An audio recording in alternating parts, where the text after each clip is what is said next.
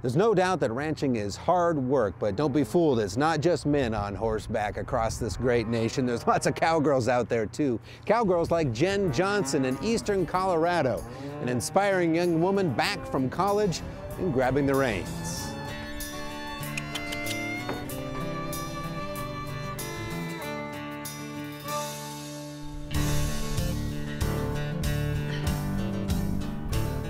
So we're just going along this fence?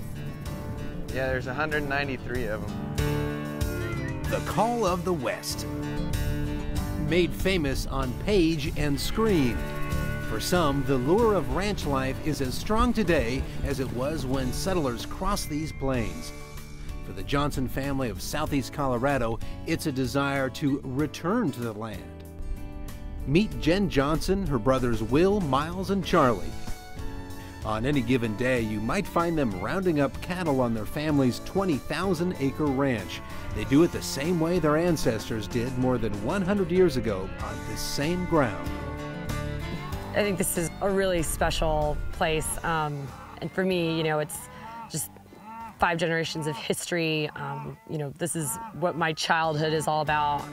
Hers may not be the first image that comes to mind when you think of rough and ready ranching, but the reins fit just as snugly in her hands as they do in her younger brother's. I'm not in a family where women have been delegated to the kitchen and making sure that when all the boys come in for lunch, there's a hot meal. I've been one of the boys, and that's always the way it's been in my family. And I know I'm very lucky to have been in an environment like that. Her work on the ranch today comes in between receiving a degree from Princeton and grad school. It might not make sense to some, the idea of returning to a place where the neighbor's house isn't even on the horizon and the closest gourmet coffee shop is 63 miles away. There are a lot of things you can do with an Ivy League education, right? There are. I have friends all over the world doing fascinating things, important things. But honestly, I don't think there's anything more important that I could do than to use, what I've been blessed with as a background, as well as my education and experience, than to be part of agriculture and be part of ranching. Jen's commitment to agriculture also brings a new and slightly unorthodox approach. She's developing innovative land conservation and management programs with the Nature Conservancy, an environmental group that hasn't always been looked at favorably in the agriculture community. My family for 100 years has been stewarding this land, and it's, our livelihood literally depends on the health of this land and how well we take care of it.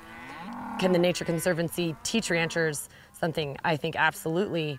Can ranchers teach the Nature Conservancy as well as the conservation community at large something? Absolutely. Her latest project, a program that pairs up young ranchers with innovative established ranchers to help get their start.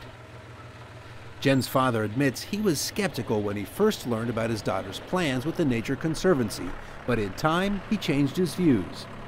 They want to conserve this open space, and that's what we want to do. To make room for the future generations. If there's some tax credits we can use to do it, that just helps us do what we want to do. And the future generations here all intend to make ranching part of their lives. Jen's brother Will is back for the summer after getting his degree from the University of Pennsylvania. So it was quite the change coming from population 250 Kit Carson to the middle of Philadelphia. So I imagine you were a little bit of a culture shock for you there. there. Yeah, it was a good time, but yeah, it took a little getting used to. Probably made some friends who weren't ranchers, I imagine, right? No, I looked for them, but in the school of 10,000, I, honest to God, never found one that was really a rancher. Get this one. Will intends to return after a career in the Marines. All of you, I guess, at some point will probably be back involved with this ranch again in a larger sense. What do you think it's going to look like out here? I'm pretty hopeful. I think we're getting some angles to come at agriculture that's not, the typical ag school and stuff. So I think, I don't want to sound too boastful and stuff, but I expect big things from us. A couple of Ivy Leaguers bringing fresh ideas and a healthy respect for history back to the ranch. I think somebody's going to win, somebody's going to be able to do this, and I think they'll have as good a chance as any kids to do it. I'm very proud to use my Ivy League education for this. I couldn't think of a better use for it.